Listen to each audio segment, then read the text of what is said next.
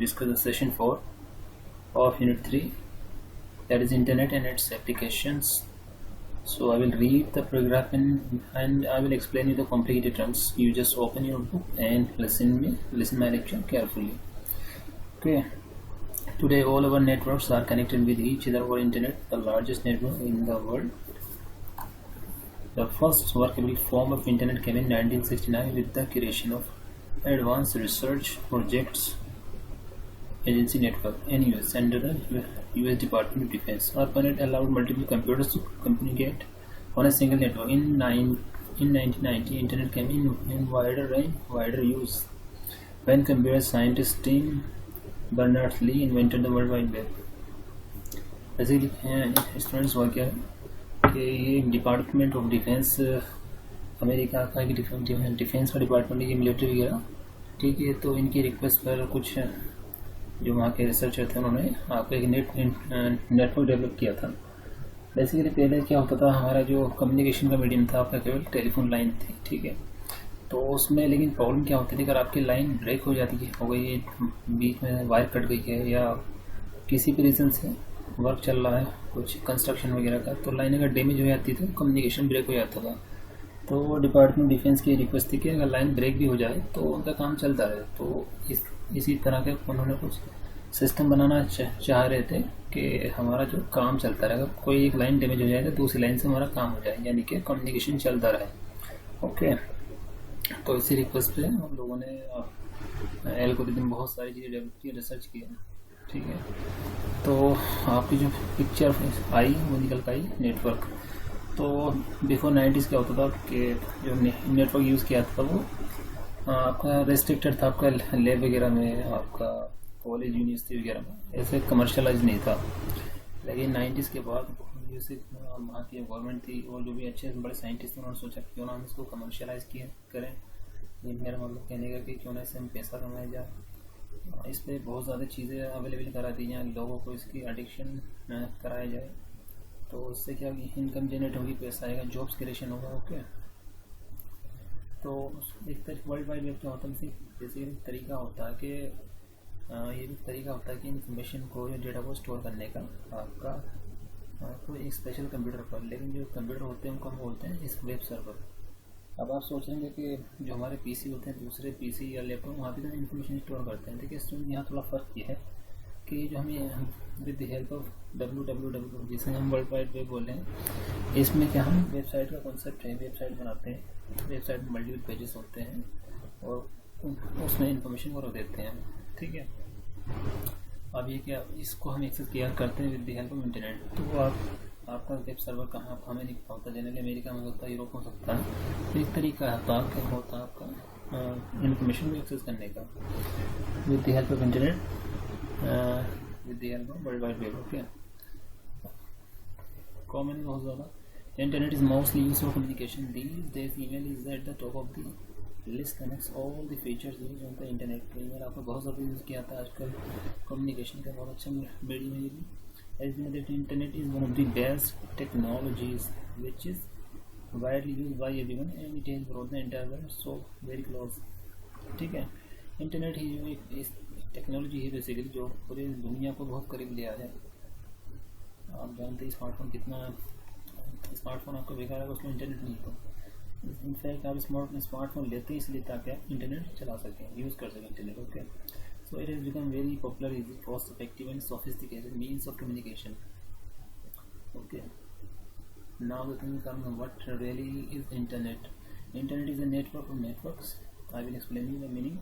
It connects millions of computers of the world with each other. Internet helps us to access and share information on any topic. Information on internet ranges from various types such as text files, music files, video clips, software, etc. The most important feature of the internet is that it is easier for people to communicate with one another. लेकिन students यहाँ पर लिखा है internet is a network of networks. इसका क्या मतलब, basically जो हमारे इंडिया में बहुत सारी आपकी नेटवर्क इंटरनेट प्रोवाइडिंग कंपनी है जो कि इंटरनेट प्रोवाइड करती है, जिनको हम आईएसपी बोलते हैं, इंटरनेट सर्विस प्रोवाइडर। जैसे कुछ का नाम आपका आइडिया, एयरटेल और जियो वगैरह है, और भी कंपनी हो सकती हैं। तो देखिए ये सब क्या बेसिकली यहाँ इंडिया में तो ये नेटवर्क्स हैं, आपके अदर कंट्री में दूसरी कंपनी होंगी जो कि नेट इंटरनेट प्रोवाइड करती होंगी, इसी तरह से तीसरे कंट्री, यानी कि बहुत जितने कंट्री थे उतने, अगर 3 कंपनी बने तो मे बी 1000 कंपनी हो जाएंगी। तो अलग अलग सबका नेटवर्क क्या अलग है, तो इन सब नेटवर्क को हम मिला दें तो उसको कहते हैं इंटरनेट। ओके, अब देखिए इंटरनेट बेसिकली बनाया इसलिए गया कि जितने भी डिवाइस है, जितने लैपटॉप कंप्यूटर इंटरनेट से कनेक्टेड है, सबके एक दूसरे से कम्युनिकेट कर सकें। ठीक है, तो मकसद क्या था, पर्पस क्या था, बेसिकली आपका डेटा का ट्रांसफ़र करना from one device to other, from one device to multiple devices. Okay, data है, आपकी इन्फॉर्मेशन है, आपके डॉक्यूमेंट्स हैं, आपकी टेक्स्ट फाइल्स होती है, म्यूज़िक फाइल हो सकती है, वीडियो हो सकती है, आपके डॉक्यूमेंट्स होते हैं, आपकी मार्कशीट वगैरह है, और भी दूसरी चीज़ें बहुत सारी आजकल ज़रूरत पड़ जाती है। बैंक के स्लिप वगैरह कभी कभी व्हाट्सएप है, दूसरी चीज़ों पर ट्रांसफ़र करनी पड़ जाती है, तो इंटरनेट चाहिए। तो कितना ईजी हुआ है with the help of internet. ठीक है, नेक्स्ट थिंग आपका internet terminology, that is world wide web. थोड़ा सा बोलने में दिक्कत हो जाती है कभी भी। So world wide web is the largest information system on internet. It contains millions of websites that provide information in the form of text, animation, pictures and videos. जैसे कि मैंने भी कुछ देर पहले आपको बताया कि वर्ल्ड वाइड वेब क्या बेसिकली तरीका है, मेथड है इन्फॉर्मेशन को स्टोर करने का। ये कि बेसिकली स्टोरेज कि आप एक स्पेशल कंप्यूटर, जैसे हमारी आजकल जो बड़ी software company like Google, Amazon है, वो आपकी माइक्रोसॉफ्ट है, एप्पल है, तो इनके पास बेसिकली क्या कुछ बहुत बड़े बड़े आपके सर्वर हैं यहाँ पे वेबसाइट वगैरह ये होस्ट करते हैं। तो ठीक है, तो बेसिकली वेबसाइट क्या होते हैं, बहुत मल्टीपल कलेक्शन ऑफ पेजेस होता है जहाँ की, और इनमें क्या रखते हैं, अपनी इन्फॉर्मेशन रखते हैं, अलग अलग तरह की इन्फॉर्मेशन होती है, टेक्स्ट, एनिमेशन, पिक्चर, वीडियो। जैसे आपका यूट्यूब है और गूगल वगैरह पर सर्च करते हैं, लिंक वगैरह, मतलब इन्फॉर्मेशन सर्च करते हैं गूगल क्या, बहुत सारे इसमें कुछ भी आप टाइप डालते हैं, वीडियो वगैरह, एजुकेशन, मूवी वगैरह, तो कुछ ना कुछ आपका आ जाता है, और उस पर क्लिक करते हैं तो वीडियो चलने लगती है। ठीक है, इसी तरह से आप जैसे गूगल है, गूगल पे आप कुछ सर्च करते हैं तो गूगल क्या करता है, बेसिकली आपको बहुत सारे लिंक्स दे देता है। जब आप किसी एक पर्टिकुलर लिंक पे हिट करते हैं तो वो वेबसाइट खुल जाती है। तो ये सब कैसे खुल रही है, वेबसाइट कहाँ से आ रही है, तो बेसिकली ये वेबसाइट कहीं पे स्टोर इन्फॉर्मेशन, गूगल क्या करता है, सिंपली आपको सिर्फ लिंक दे देता है। ओके, तो इसी तरह से आप बहुत सारी कुछ भी आप सर्च करते हैं उसके लिंक्स आने लगते हैं। तो ये बहुत सारी वेबसाइट होते हैं, मिलियंस ऑफ वेबसाइट्स आजकल अवेलेबल है ऑन द इंटरनेट। तो ये सारी वेबसाइट कहीं ना कहीं अलग अलग डिफरेंट सर्वर पे स्टोर होती हैं। ठीक है, बस ये with the help of internet आपकी एक्सेस की जाती है। Okay, next topic website and web pages. अभी हम थोड़ा बहुत इसके बारे में डिस्कस किया। Website is a collection of related web pages there are link together. जैसे कि मैंने कहा कि आप जैसे वेबसाइट होती है कि रिलेटेड पेजेस का मतलब क्या होता है, जैसे कोई फूड की वेबसाइट है, मान लीजिए कोई सेलिंग की वेबसाइट है, मान लीजिए अमेजोन है फॉर एग्जांपल, ये बहुत सारी प्रोडक्ट सेल करती है, ऑलमोस्ट एवरीथिंग सेल करती है। तो उस पर क्या पेजेस आपको बहुत सारे, जैसे मान लीजिए आपको वॉच खरीदनी है या वो शूज़ खरीदना है, तो डिफरेंट शूज़ कैटेगरी आपको दिखाता है कैसे। Okay, A web page generally consists of text, images, audio, video, links, animation. तो वेब पेज पे सब चीज़ें होती हैं। Okay, home page is the first web page of the website. It provides introductory information and the links to the other pages of the website. तो ठीक है, जैसे आप मान लीजिए कोई होम पेज क्या होता है, किसी भी वेबसाइट का फर्स्ट पेज होता है। मान लीजिए आपकी स्कूल की वेबसाइट होती है, वेरी फ्लोर्स बड़े, जब भी आप पूरा उस पर URL पे जहाँ एड्रेस बार होता है वहाँ पे टाइप करते हैं वेरी फ्लोर्स, तो जब वेबसाइट खुल गई जाती है जो फर्स्ट पेज खुलता है उसी को हम होम पेज कहते हैं। ओके स्टूडेंट्स, अगर नहीं खुल के भी आए तो वहाँ पे कहीं ना कहीं ऊपर की तरफ एक लिंक बटन लिखा होता है इसका होम, हम उसको क्लिक कर देते हैं तो वेबसाइट का होम पेज आ जाता है। कभी कभी गूगल से सर्च करने पर क्या होता है कि कभी कभी होम पेज नहीं खुलता है, कोई और पेज खुल कर जाता है, क्योंकि वेबसाइट मल्टीपल पेजेस मिलकर बनी होती है। Hyperlink, next topic. Hyperlink is the text or image that links one web page to another. If you move the mouse over a hyperlink, the pointer will change to the shape of a hand. Notice the hyperlinks in this image of the Wikipedia website. देखिए hyperlink क्या होते हैं, button होते हैं इसको, button तो नहीं, वैसे लिंक्स होते हैं। जैसे आप इसमें मूव करते हैं तो हाथ बन के आने लगता है, आपने देखा होगा। लिंक्स होते हैं जैसे कि थोड़ा कलर भी चेंज आता है, कुछ ब्लू कलर का भी आता है, लिंक से थोड़ा सा बुक में पता नहीं चल रहा, लेकिन यहाँ पे कहीं ना कहीं वो चीज़ है। ठीक है, जब उसको क्लिक करते तो वो पेज नेविगेट कर जाता है या ट्रांसफर कोई दूसरा भी शुरू कर जाता है। कभी ये आपको प्रैक्टिकली दिखाना बहुत ईजी है, कोई दिक्कत नहीं है। डेमो के तौर पर मैं आपको दिखाऊंगा।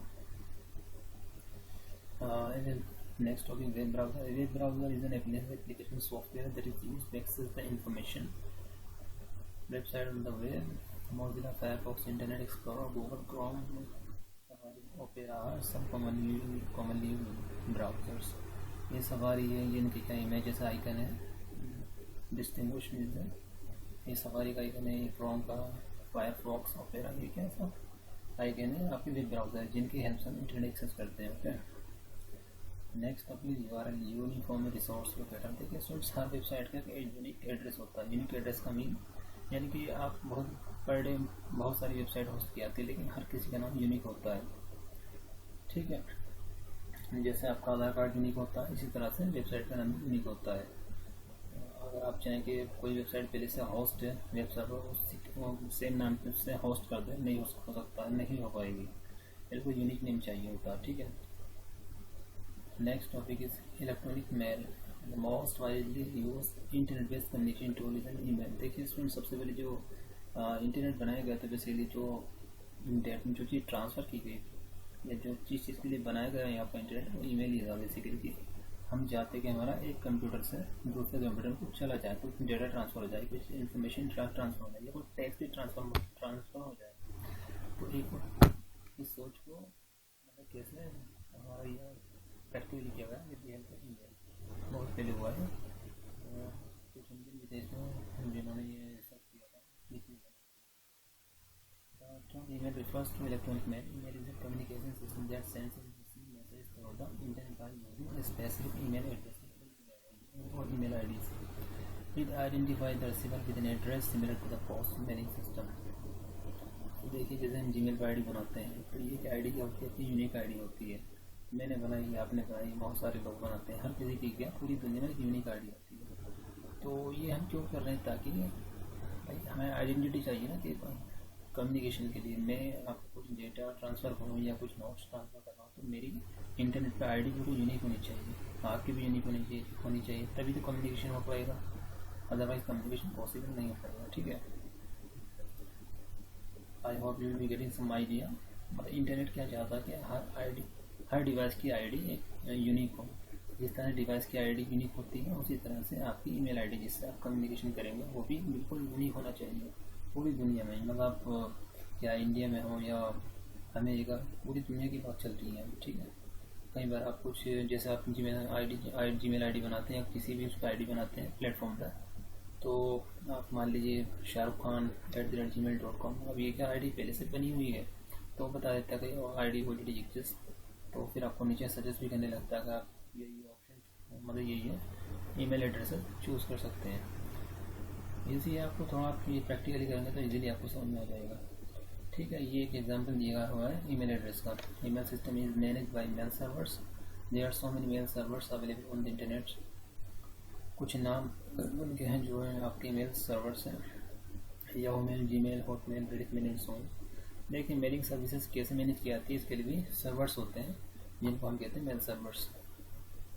दो email we can send any type of information such as text message, music file, video, images, etc. It stores the mail in the inbox and allows the user to read them at any time and any place or location.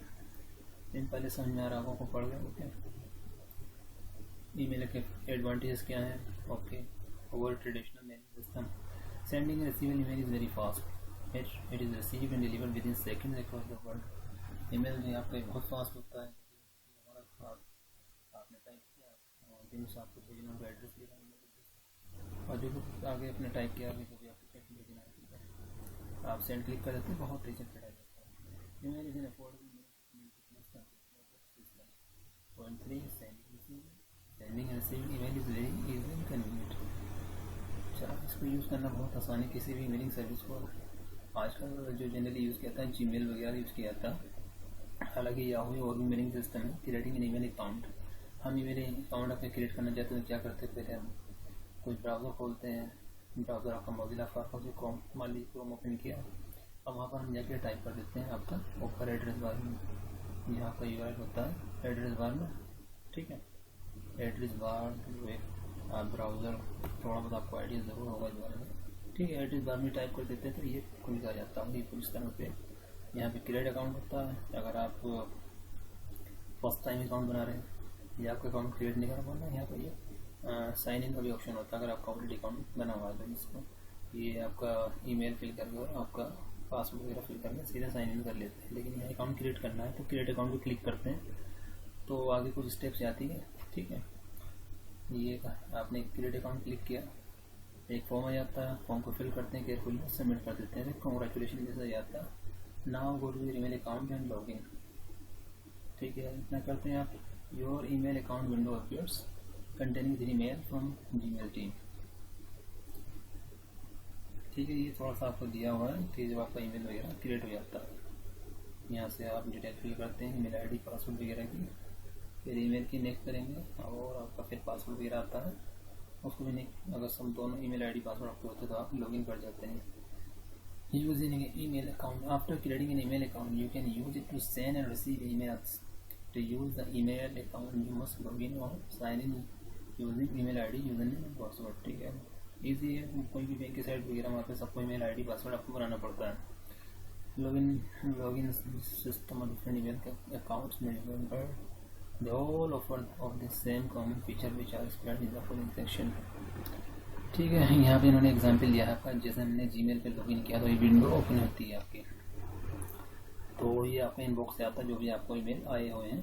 आपके friends हो सकते हैं, Google में Gmail team से होते हैं, Google से हो सकते हैं, कोई आपका और भी बहुत, जहाँ आप सब्सक्रिप्शन कोई चैनल सब्सक्राइब कर लेते हैं यूट्यूब वगैरह पे या किसी और चीज़ पर, तो वो सब ईमेल आने लगते हैं। न्यूज़ चैनल से भी आप सब्सक्राइब करते हैं तो, ठीक है। The inbox consists of all the email. Each email has its message header which shows you who has sent the mail, subject line, time and date when the mail was sent. By clicking it, the content will appear, ठीक है। जैसे आपका ये किन सामने vision का नाम दिखाएगा, ये सब्जेक्ट लाइन होगी कि सब्जेक्ट क्या है, ठीक है। ये किस टाइम आया, डेट वगैरह यहाँ पे लिखी, डेट भी लिखी होती होगी किस डेट में भेजा गया है। अभी कंपोज मेल का मतलब क्या है, ये सब तो जो आपके ईमेल आए हुए हैं from different email addresses, okay, या फ्रॉम्स जो भी आपके फ्रेंड लिस्ट वगैरह है या आपके बॉस वगैरह हैं या स्कूल वगैरह जहाँ भी आप स्टूडेंट हैं जॉब करते हैं, ठीक है। कंपोज मेल का क्या होता है कि कंपोज मेल का मीनिंग क्या होता है कि आपको किसी को ईमेल करना है तो उसके स्टेप्स क्या हैं। और ये हमारा कंपोज ईमेल है, यहीं बटन कंपोज मेल पर क्लिक कर देते हैं तो आगे क्या होता है उसमें ये चीज़ है, ठीक है। आपने क्या क्लिक कर दिया, एक कंपोज मेल फ्रेम अपीयर्स, ठीक है। Next line, type the email address in the to box, type the subject name in the subject box to send it with message, ठीक है। ये हमारी चीज़ आ गई। जब आप कंपोज मेल कर देते हैं तो ये हमारी इस तरह से विंडो खुल जाती है। तो यहाँ पे क्या होता है, जिनसे आपको ईमेल करना है उनका ईमेल एड्रेस, ठीक है। और सब्जेक्ट मान लीजिए कि आप अपना CV भेज रहे हैं, बायोडाटा भेज रहे हैं, तो यहाँ पे लिख देते हैं please collect my this is my biodata. यहाँ पे लिख देते हैं हाई हीरो की इन्फॉर्मेशन लिख के भेज देते हैं कि hi my name is Shah Mohammad, I am from Jaspur, this and that, अपने बारे में इन्फॉर्मेशन, अपनी क्वालिफिकेशन वगैरह, ठीक है। ये सब लिख देते हैं और यहाँ पे सेंड का बटन होता है। अगर आपको कोई फाइल अटैच करनी है, लाइक आपका कोई PDF फॉर्मेट में CV है, आपका रिज्यूम वगैरह जिसे हम बायोडाटा भी बोलते हैं, तो यहाँ पे फाइल अटैचमेंट का ऑप्शन होता है, क्लिक कर देते हैं तो ये विंडो खुल जाती है। जहाँ भी आपका CV पड़ा होता है वहाँ पे सर्च कर लेते हैं, उस पर डबल क्लिक कर देते हैं या ये सेव कर देते हैं या ओपन कर देते हैं तो ये अपलोड हो जाता है यहाँ पर, ओके। और लास्ट में हमारा ये होता है सेंड बटन। जब आप ये सब कुछ कर देते हैं, अपनी डिटेल वगैरह फिल कर देते हैं, ये सब यहाँ पे या डिस्क्रिप्शन अपना लिख देते हैं तो यहाँ पर सेंड बटन क्लिक कर देते हैं, ईमेल आपकी सेंड हो जाती है। रिप्लाई मेल, ठीक है। रिप्लाई मेल में क्या होता है, reply mail is used to reply the mail at the time when you receive and read step by step the mail are, ठीक है। मान लीजिए आपको कोई ईमेल आया हुआ है, जैसे कि अभी हमने थोड़ी देर पहले देखा जीमेल विंडो, ये हमारे ईमेल आए हैं। अब आपको क्या इन सबको रिप्लाई करना, रिप्लाई मतलब जवाब देना है। मान लीजिए इन्होंने कुछ आपको भेजा है जॉब के बारे में या अच्छी कोई इन्फॉर्मेशन भेजी है, आप उनको थैंक्स बोलना चाहते हैं, तो उसके लिए क्या करेंगे, आप इसको क्लिक करेंगे यहाँ पर और फिर क्या करेंगे, आप यहाँ पे एक रिप्लाई का बटन होता है, ये जो इन्होंने दिखाया गया आइकन तो क्लिक कर देंगे तो इस तरह की विंडो ओपन हो जाती है। यहाँ पर आप लिख देते हैं थैंक्स वगैरह जो भी आपको रिप्लाई करना होता है, ये सब चीज़ यहीं पर है। ठीक है, रिप्लाई ऑप्शन आपने क्लिक कर दिया, एक फ्रेम ओपन हो गया। यहाँ पर अपना टेक्स्ट लिखेंगे जो भी आपको लिख के भेजना है, ओके, और सेंड कर देंगे फिर से। ठीक है, तो ईजी है, मुश्किल नहीं है। यानी कि यहाँ पर हमने ज़्यादा कुछ किया नहीं, सिर्फ आपने क्या मैसेज को रिप्लाई किया। ओके, जिन साहब ने आपको मैसेज किया था आप उनको रिप्लाई करना चाहते हैं, आपके दोस्त हैं, आपके फादर हो सकते हैं, आपका कोई फ्रेंड हो सकता है, आपका टीचर हो सकते हैं। ओके,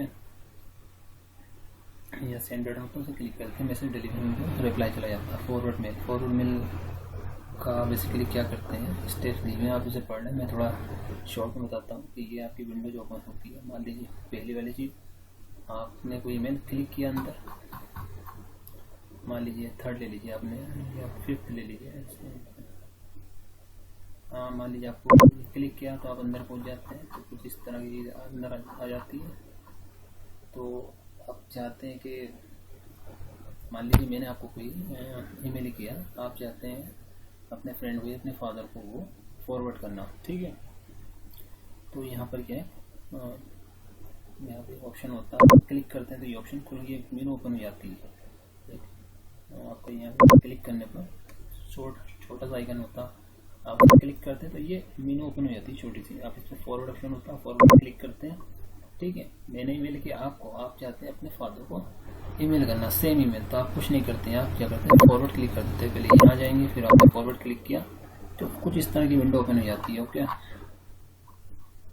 सॉरी, विंडो कुछ इस तरह की ओपन हो जाती है। तो देखिए इसमें क्या होता है, यहाँ पर टू का ऑप्शन होता है। टू में क्या आप अपने फादर का ईमेल एड्रेस डाल देते हैं या जिनसे आपको भी आपको भेजना है। अब इसका बेनिफिट यही होता है कि सारी इन्फॉर्मेशन पहले से मौजूद होती है। मान लीजिए आपका बायोडाटा या कुछ भी, या कोई अटैच फाइल वो पहले से मौजूद रहेगी। बस यहाँ क्या चेंज होगा, वो कुछ इन्फॉर्मेशन आपकी मौजूद रहती है।